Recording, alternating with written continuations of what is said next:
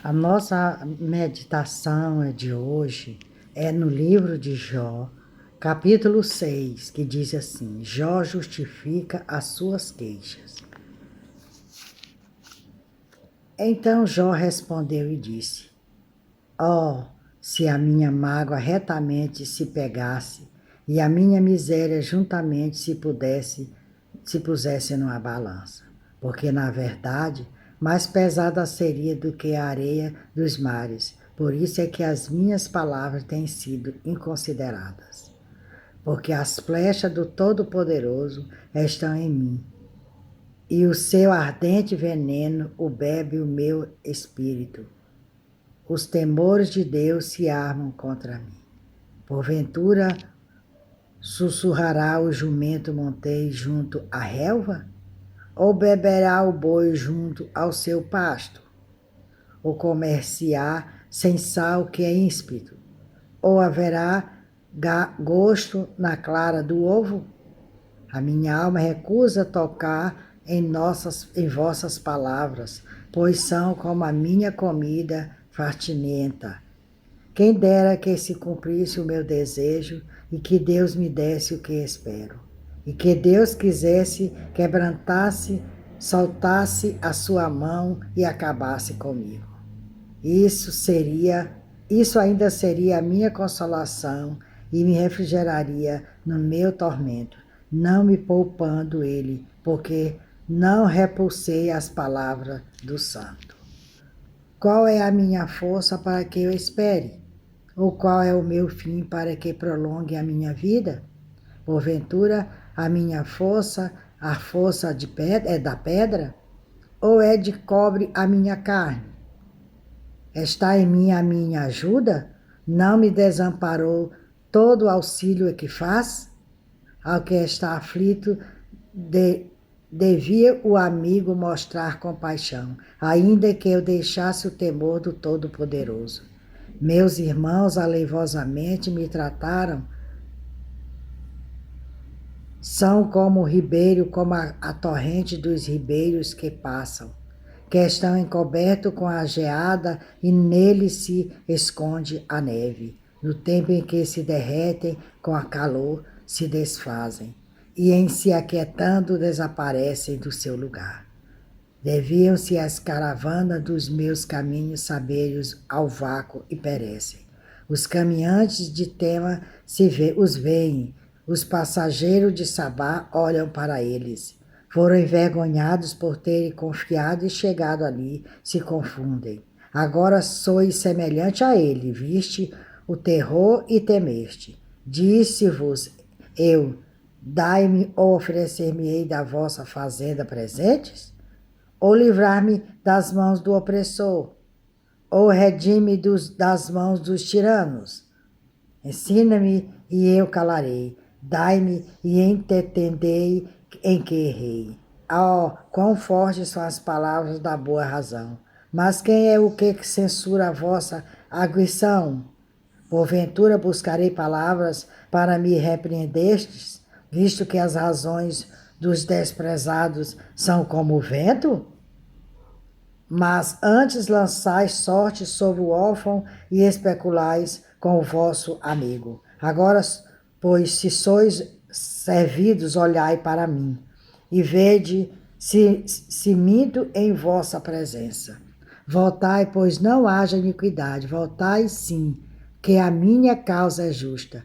Há porventura iniquidade na minha língua? Ou não poderei o meu paladar dar a entender as minhas misérias? Então aqui nós estamos vendo Jó justificar as suas queixas perante toda essa situação do qual ele está vivendo. Observe que o livro de Jó iniciou. Jó era um homem temente a Deus, um homem justo, que tinha muitos filhos e filhas.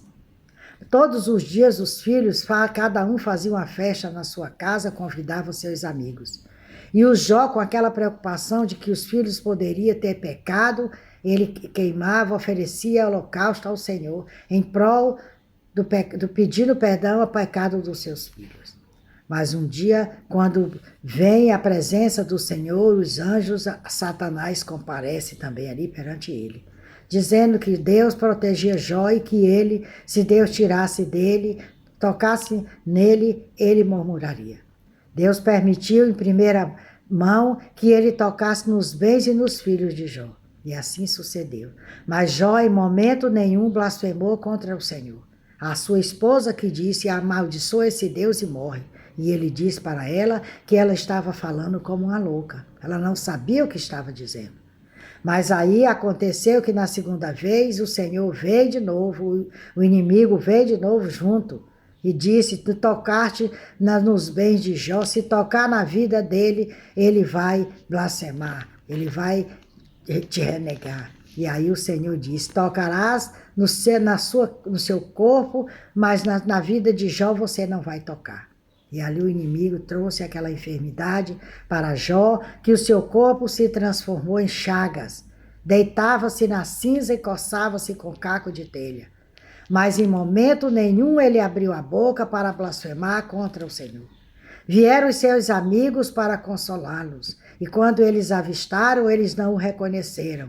De tão transformado de chaga estava o seu corpo. E eles ali ficaram junto de Jó 7 dias e 7 noites sem abrir a sua boca. Até que o Eliafaz começa a falar. Mas em momento nenhum Jó abre a sua boca para blasfemar contra o Senhor. Eliafaz fica ali, ele consolando o seu amigo. E ali até que em um determinado momento Jó vem a justificar as suas queixas. Mas observe que no capítulo 6, que é o da justificação de Jó, em momento nenhum ele se revolta contra tudo que está acontecendo contra a sua vida. Tem uma parte aqui no capítulo que ele diz, no 5, que ele diz, Deus me deu e Deus tirou. Tudo que ele tinha era Deus que tinha dado para ele. Então ele tinha certeza, a fé dele era grande o suficiente para saber que tudo que estava acontecendo com ele, chegaria o momento que Deus ia agir na vida dele, que Deus ia sarar, que Deus ia dar a vitória para ele. Então você observa que aqui no capítulo 6, ele está se justificando, mas em momento nenhum ele diz que Deus é injusto. Não, ele sempre está dizendo assim, ao que está aflito deveria o amigo mostrar compaixão, ainda aos que deixasse o temor do Todo-Poderoso. Olha só, os amigos deveriam mostrar compaixão. Foi isso que os amigos dele vieram a fazer com ele. Mostrar compaixão por toda aquela situação da qual Jó estava passando. O Jó era um homem que tinha uma fé imensa.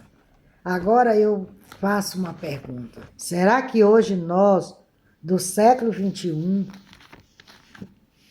teríamos a fé do tamanho da fé de Jó?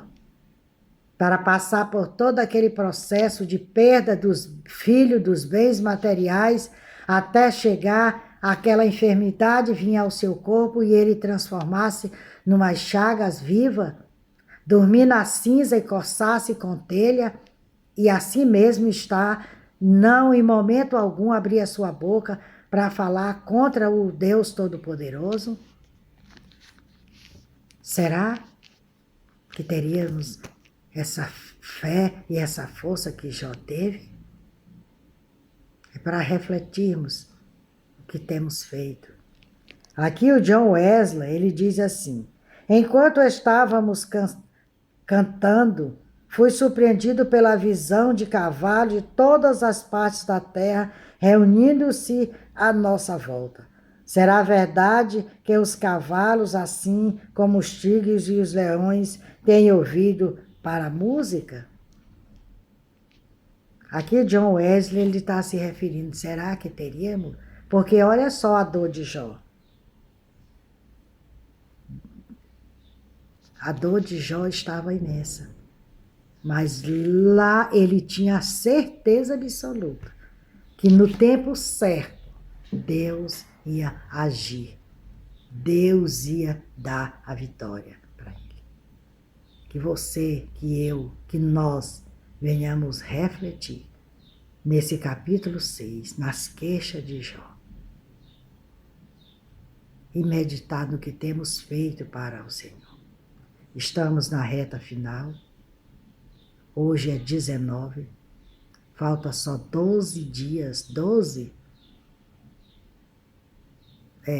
dias para encerrar o ano de 2024. O que você tem feito? O que você fez para o Senhor? O que eu fiz, o que nós fizemos para o Senhor nesse ano de 2024? Se o Senhor nos permitir entrarmos em 2025, que nós venhamos fazer diferente, que nós venhamos fazer mais para o Senhor. Porque Ele diz que quando fazemos para alguém, estamos fazendo para Ele. Então vamos semear mais a semente do Evangelho, porque Jesus está voltando. E muitos são as pessoas, as nações que ainda não conhecem ao Senhor Jesus Cristo de Nazaré. E hoje nós temos uma ferramenta excelente para que essa mensagem seja semeada, que é a internet, é as redes sociais. Então vamos usar as nossas redes sociais para semear a semente do Evangelho. Me siga lá no YouTube, Raimunda Nunes, Mensagem de Salvação. Se inscreva no meu canal e compartilhe os meus vídeos.